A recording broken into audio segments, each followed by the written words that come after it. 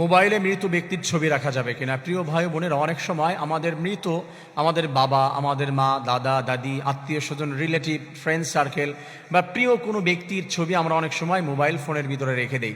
সেক্ষেত্রে এই মোবাইলের ভিতরে মৃত ব্যক্তির ছবি রাখা যাবে কিনা, এই বিষয়টা আমাদের জেনে নিতে হবে।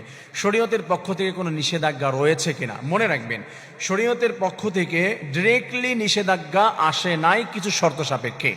যদি এই শর্তগুলি থাকে, হ্যাঁ, আমরা যদি আমাদের খুব কাছের কোনো ব্যক্তির ছবি রাখি বাবার স্মৃতিগুলো ধরে রাখার জন্য, কারণ বাবাকে দেখলে মনে পড়ে হচ্ছে তাকে ভালোবাসা তার প্রতি থেকে যাবে, এ ধরনের টেন্ডেন্সি থেকে অনেক সময় আমরা ছবি রাখি।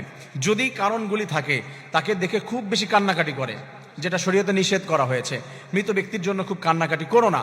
আবার কাউকে দেখে কোনো মেয়ের ছবি রেখে দিয়েছি, তাকে দেখে হচ্ছে আমার অশ্লীল চিন্তা ভাবনা মনের ভিতরে চলে আসতে পারে, খারাপ কিছু, বা কোনো মেয়ে কোনো ছেলের ছবি রেখে দিয়েছে, তার বয়ফ্রেন্ড ছিল তার ছবি রেখে দিয়েছে, এটা সম্পূর্ণ নিষেধ। তবে সাধারণভাবে আবেগের কেউ, ভালোবাসার কেউ তার ছবি রেখে দেওয়াতে যদি তাকে একটু মনে পড়ে, তার প্রতি ভালোবাসা হয়, দয়া আসে, এই দৃষ্টিভঙ্গি থেকে যদি হয়, সেক্ষেত্রে রাখা যেতে পারে। তবে এই নিষেধাজ্ঞাগুলো, এইগুলো যদি দেখা যায়, তাহলে হচ্ছে তার ছবি মোবাইলের ভিতরে রাখা যাবে না, ইভেন কোথাও রাখা যাবে না।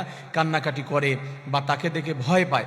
অনেক কিন্তু আছে যে দাদার ছবি রেখে দিয়েছে, আপনার বাবার ছবি রেখে দিয়েছেন, আপনার ছেলে বা আপনার মেয়ে তাকে দেখে ভয় পাচ্ছে, বা ব্যক্তিটা অসুস্থ হয়ে যাওয়ার পরে চেহারা বিকৃত হয়ে গিয়েছিল, বা মৃত্যুর সময় তার চেহারাটা বিকৃত হয়েছে, এই ছবিটা আপনি রেখে দিয়েছেন। মাঝে মাঝে আপনার ছোট্ট ছোট্ট ছেলে মেয়েরা, আপনার সোনামণিরা দেখে বা আপনি দেখেন, সেক্ষেত্রে আপনার হচ্ছে ভয় লাগতে পারে, প্রবলেম ক্রিয়েট হতে পারে। এই দৃষ্টিতে যদি প্রবলেম হয়, তাহলে সেক্ষেত্রে মৃত ব্যক্তির ছবি ফোনের ভিতরে রাখা যাবে না। ভিতরে আপনার প্রোফাইলের ভিতরে বা আপনার হচ্ছে কোনো অ্যাপসের ভিতরে, গুগল ড্রাইভে, গ্যালারিতে আপনি রেখে দিতে পারেন, মাঝে মাঝে দেখতে পারেন। সেক্ষেত্রে সরাসরি নিষেধাজ্ঞা এভাবে আসে নাই। আশা করি বিষয়টি বুঝতে পেরেছেন। আল্লাহ তাআলা বুঝে আমল করার তৌফিক দান করুন, আমিন।